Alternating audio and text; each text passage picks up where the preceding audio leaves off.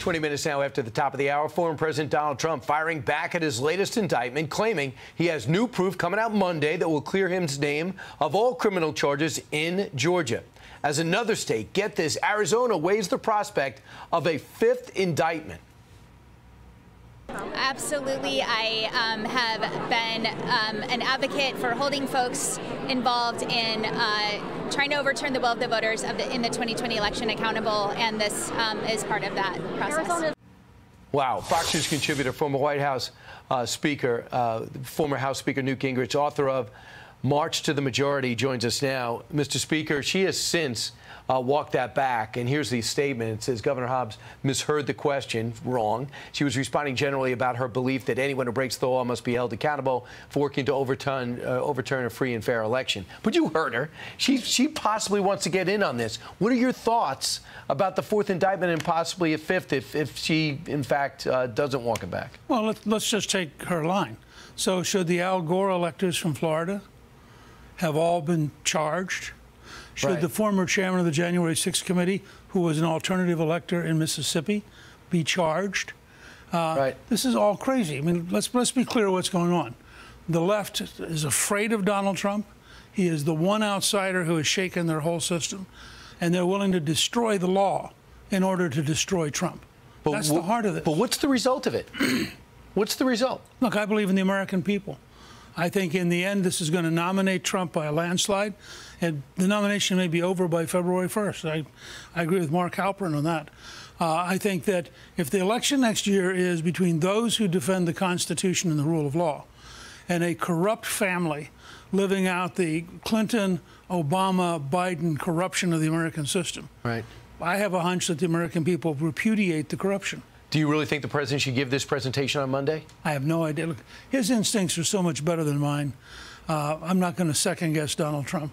Do you believe that he could win an election while sitting in a courtroom on average 4 weeks at a time, sitting for all these trials? I think the day he walks into a courtroom, 15 million people will volunteer to be surrogates campaigning for Trump. I think people are now so angry at what is such. I mean, the Atlanta situation was an absurdity. That's a district attorney who, if the state of Georgia had any respect, would get her out of office. And you watch this whole thing, and I'm told it was all orchestrated from Washington. And after the Weiss nomination as a special counsel blew up, that Friday night somebody called and said, "You got to move Monday." And then she did Monday night at 10:30. What an embarrassment after a false start. I'm sure you know this, that Greg Steube has filed articles of impeachment against President Biden. That's different from an inquiry. Yes. You are for the inquiry, the impeachment inquiry, but you're not for the impeachment. Well, look, I've been through this with Clinton, and my first campaign was in '74 during Watergate. I think Speaker McCarthy has it exactly right.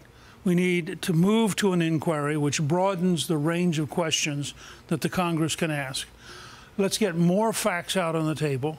Let's dig deeper into this. We still don't have all the bank reports. We still don't have all the money trails. I mean, there's a lot we need to know, and the country has to come to the conclusion. And this is exactly what's wrong with the Trump attack. The country doesn't believe, there's no unified national belief that Donald Trump should be sued. Well, there's no unified national belief that Biden should be sued.